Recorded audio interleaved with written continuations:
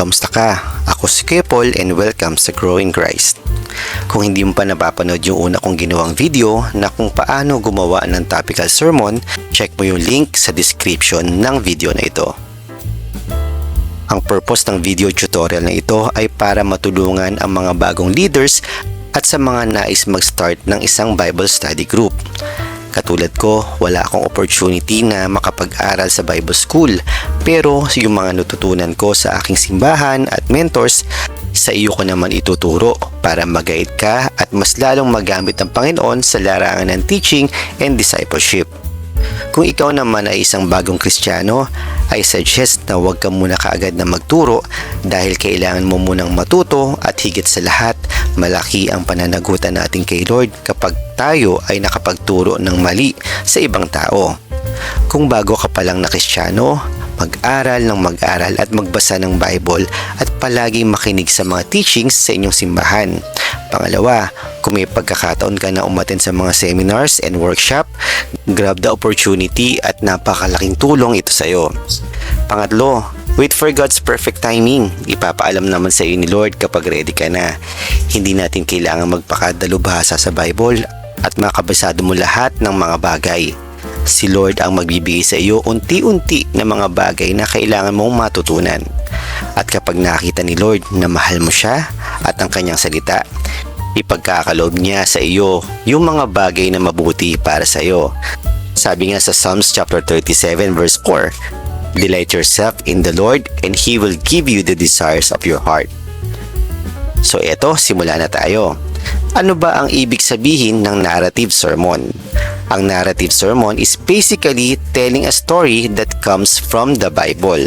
Sa pagkikwento ng story sa Bible, dito natin unti-unting hinihimay ang mga mahalagang aral or wisdom mula sa mga pangyayari, mga characters ng story, at kung paano kumikilos si Lord sa mga tauhan ng kwento.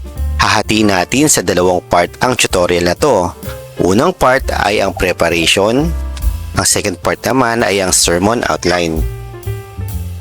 Sa preparation, ang step 1, select a story. Sa pagpili ng story, first and foremost ay dapat ipinapanalangin muna natin ito. Kailangan natin ng guidance at maging sensitive sa voice ng Holy Spirit dahil minsan may gusto kang ituro pero iba ang gusto ni Lord na ituro mo. Pangalawa, identify mo kung ano ang need o kailangan ng majority ng listeners mo. Pagkatapos mong makapag-decide ng topic na kailangan mong ituro, pwede ka na maghanap ng story na nakaakma sa tema mo. Kung ikaw ay nagsisimula pa lamang magturo, pwede kang magsimula sa historical narrative, parables, or biography. Ano ba ang mga ito? Una ay ang historical narrative. Ito yung mga kwento ng mga mahalagang pangyayari at buhay ng mga importanteng character sa Bible, katulad halimbawa ng sa Old Testament, ang story ng creation, Exodus, and the story of Jonah. Sa New Testament naman ay feeding of the thousands, birth, death, and the resurrection of Jesus Christ at napakadami pang iba. Pangalawa ay ang parable. Ang parable, ito yung mga inimbento ng mga stories na madalas ginagamit ni Jesus Christ. Maiksing kwento pero napakayaman sa wisdom at maraming malalalim na katotohanan ang mayroon sa mga parables ni Jesus.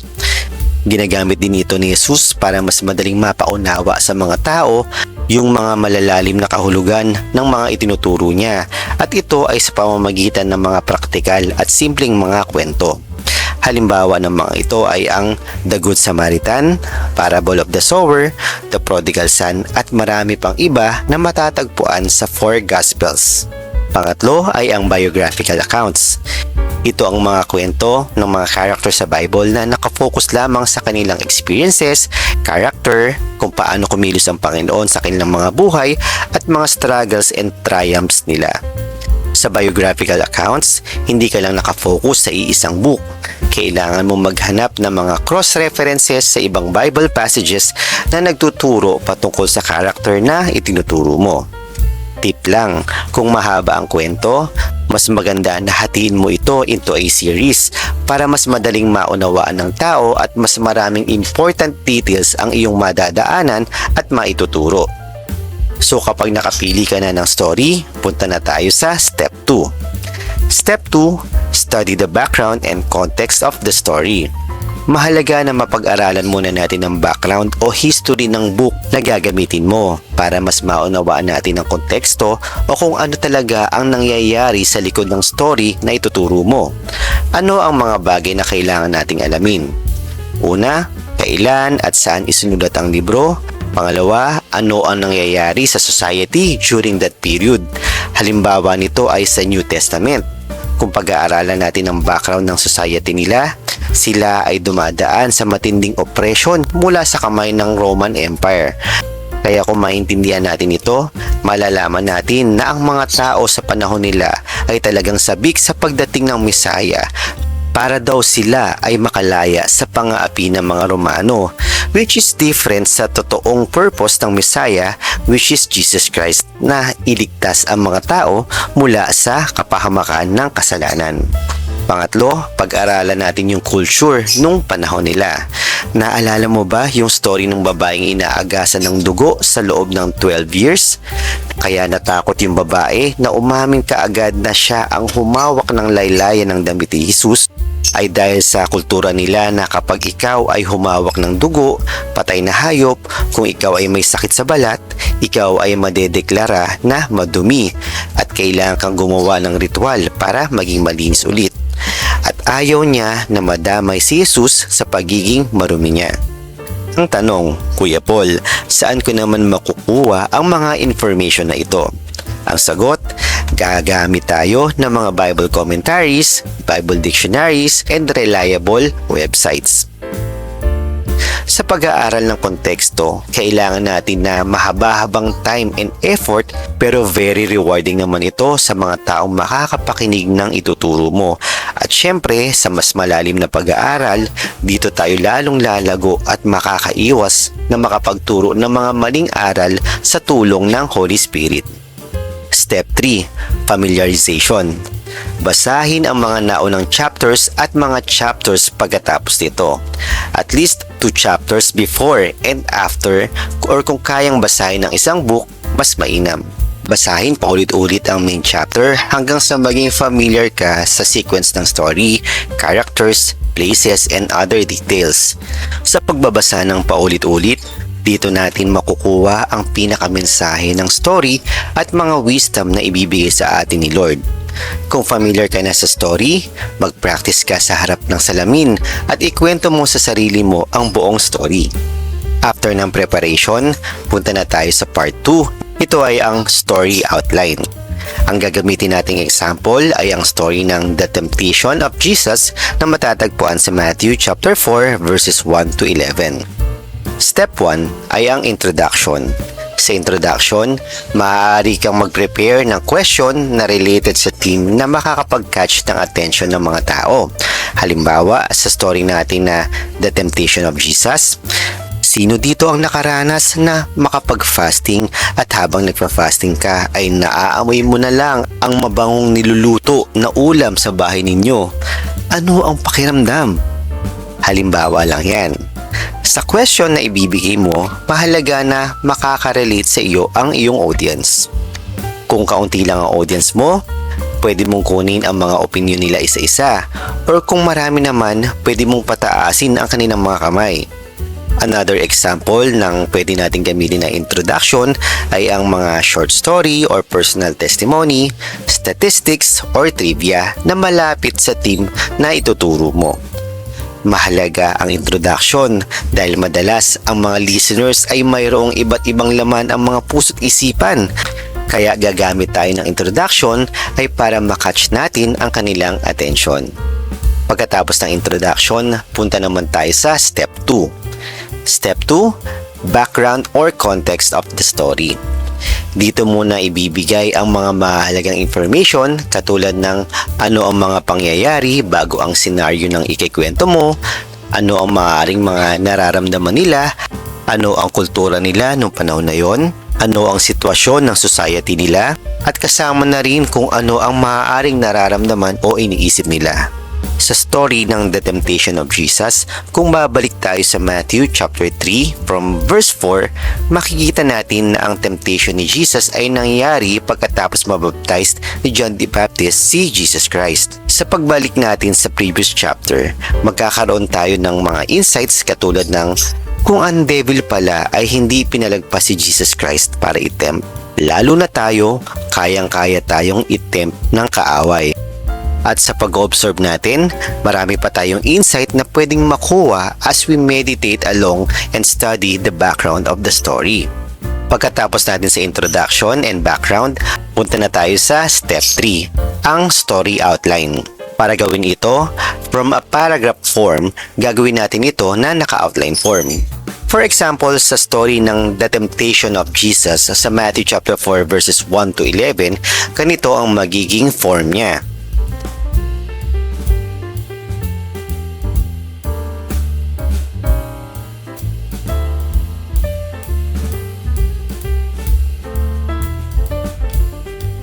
Mayroong main points, verse, supporting verses, keywords, insights, and illustrations.